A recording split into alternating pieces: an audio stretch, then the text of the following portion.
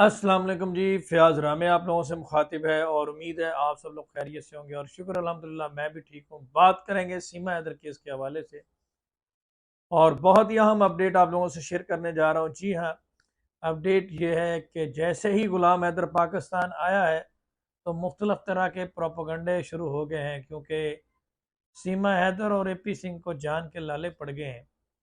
उनका ये यकीन था कि कभी भी इस केस पे कार्रवाई नहीं होगी और एक तरफा प्रोसीडिंग हो रही होंगी और ये मैटर अनकंटेस्टेड रहेगा और एक्स पार्टी प्रोसीडिंग करते हुए वो सारा मामला जो है वो मुकदमा जीत जाएंगे और आखिरकार वो सीमा हैदर को एक थर्ड क्लास सेलिब्रिटी डिक्लेयर करा के किसी ना किसी तरीके से अपना जो मामला वो चला लेंगे और क्रिमिनल केस को सिविल केस में कन्वर्ट करके अपना जुगाड़ लगा लेंगे। लेकिन बुरी तरह से नाकाम हो गए और दिल के अरमान, वो क्या कहना है, दिल के अरमान आंसुओं में बह गए। अब तो यही कहना पड़ेगा, वो सारे अरमान जो है वो आंसुओं में बह गए हैं। सिर्फ 2 दिन की बात रह गई है। 2 दिन के बाद गुलाम हैदर जो है वो इस्लामाबाद होगा और दमादम मस्जिद अंदर फिर इंशाल्लाह शुरू है। अल्लाह ताला इसमें बड़ी बेहतरियाँ करने वाला है, बड़ी आसानियाँ करने वाला है आने वाले वक्त में। अच्छा, इसमें अभी लेटेस्ट अपडेट इस केस में ये सामने आई है कि AP सिंह ने एक नया प्लान बनाया है, एक नया मनसूबा बनाया है। नया मनसूबा क्या बनाया है कि गुलाम हैदर के बच्चों का ब्रेन वॉश किया जा रहा है और गुलाम हैदर को हराने के लिए, गुलाम हैदर को डिफीट करने के लिए जिस तरह से बोलता तोता बनाया गया है सीमा हैदर को, उसी तरह से कोशिश की जा रही है कि गुलाम हैदर के बच्चों को बोलता तोता बनाया जाए। और इस हवाले से कुछ कागजात के ऊपर उसने कुछ वीडियोस बनाई हैं और कुछ कागजात के ऊपर स्टेटमेंट करवा के कोई बच्चों के हवाले से स्टे ऑर्डर लेना चाह रहा है AP सिंह अदालत में। इस कदर घबरा गया है कि सीमा हैदर के बच्चों का स्टे ऑर्डर लेने की कोशिश कर रहा है। उसे ये नहीं मालूम कि सीमा हैदर के पास तो अभी तक भारत का कोई राइट ही नहीं है, वो तो इलीगल ट्रेसपासर है, तो बच्चों का स्टे कैसे लेगा। अब समझ नहीं आ रही कि वो करें क्या। लीगल रेमेडीज स्टे वो शख्स ले सकता है जो लीगली भारत में रह रहा है। अब सीमा हैदर तो पहले इलीगल इमिग्रेंट है, उसको अदालत उसके बच्चों की हद तक प्रोटेक्शन कहाँ से देगी। और अब जब ये सारा पुलंदा जो है, जो रोशन अजीम साहब ने इकट्ठा कर लिया है, चोरियां, थेफ्ट, फ्रॉड, फॉर्जरी और जो हिस्ट्री है यहाँ पे वो सारी निकलवा ली है, और जब ये पेश की जाएगी भारत में, अब आ जाके ऑप्शन कोई नहीं रहा।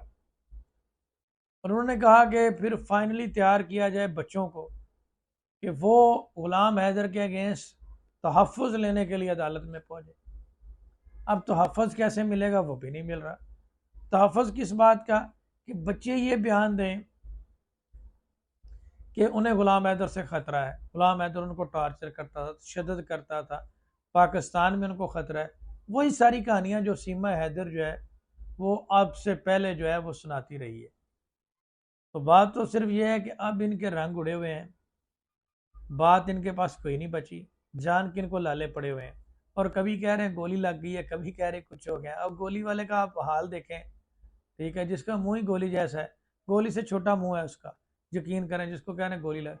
ओ भाई, ये कौन सा कोई बंदा पूछे, कोई आप मुझे बताएं, कोई नेल्सन मंडेला है जिसकी जान को खतरा है, ठीक है, इसको तो कोई चपेट ना मारे, जिसको आप कह रहे हैं खामखा ये बात करके उसको हीरो बनाने की कोशिश करेंगे जो उसको गोली लग गई और प्रोपोगंडा किया जा रहा है उसके खिलाफ। प्रोपोगंडा करने की किसी को क्या जरूरत है, वो तो खुद एक प्रोपोगंडा है, वो तो खुद एक नंबर का लप्पू है। बात तो वो करें जो समझ में आ जाए। ये तो वही बात की कि जिस तरह से हमने इंडियन आर्मी के एक मेजर साहब का बयान सुना कि जी मैं फलां जंग में था, तो जब गोलियां लगती थी तो मेरे पास यहाँ पे 786 का बिल्ला था, उसके ऊपर आग गोली रखती थी तो वो मैं बच गया। तो वही हिसाब इन्होंने किया यहाँ पे। जी सचिन के खिलाफ प्रोपोगंडा हो रहा है। बेसिकली ये प्रोपोगंडा जो है वो गुलाम हैदर के खिलाफ कर रहे हैं और उसको डिफीट करने की कोशिश कर रहे हैं, लेकिन ये बुरी तरह से नाकाम हो चुके हैं उसमें, और दिन रह गए 2। तो मैं इनको यही कहूँगा, जो खाना पीना है खा लें, उसके बाद फिर आपके हलक से चीज़ें नहीं उतरनी। तो 2 दिन के बाद यहाँ पे इंशाल्लाह इस्लामाबाद होगा गुलाम हैदर, और वहाँ से फिर अपनी प्रोसीडिंग कंप्लीट करने के बाद भारत का जो है वो रुख किया जाएगा। और इस पे ये भी खदशात सामने आ रहे हैं कि हो सकता है आने वाले वक्त में वीज़ा में भी हर्डल क्रिएट की जाए, लेकिन उसका भी हमने एक सलूशन ढूंढ लिया है। और मुझे बड़ी उम्मीद है कि ग़ुलाम हैदर को भारत का वीज़ा मिल जाएगा। और बच्चों को जिस तरह से मर्जी ये इंटाइस कर लें, ब्रेन वॉश कर लें, उसके लिए रोशन अजीम साहब ने एक बड़ी ज़बरदस्त प्लानिंग तैयार की है, काउंटर प्लान तैयार किया है। इंशाल्लाह उसमें इनकी बड़ी बुरी शिकस्त होने वाली है। तो मैं इसमें यही कहूँगा कि लप्पू की हद तक सिर्फ यही कहूँगा कि भाई जाके इसका कहीं किसी डॉक्टर को चेक करवाएं, इसके खिलाफ किसी ने प्रोपागेंडा क्या करना है। और आप भी किसी माहिर नफ्सियात को जाके चेक करवाएं। अब ये वाला चूरन आपका नहीं बिकने वाला। अब मामला जो है वो लीगल डिबेट होनी है और लॉजिकल बात होनी है। इसके साथ साथ भारत के बहुत सारे लोग भी गुलाम हैदर के साथ मैदान में आ गए, जिसकी वजह से इनका अब जो है ना वो जीना मुहाल हुआ है। पर ये तो सारी चीज़ें होनी है। जितने भी भारतीय लोग इसको सपोर्ट कर रहे हैं, देख रहे हैं, आप सब लोग का बहुत शुक्रिया। शर्मा साहब का बहुत शुक्रिया जो मुसलसल इस केस पे बात कर रहे हैं, इमन रिजवी हैं, आसम है, सबका बहुत शुक्रिया जो भी इस केस पे बात कर रहे हैं। अपना ख्याल रखिएगा, दुआ में।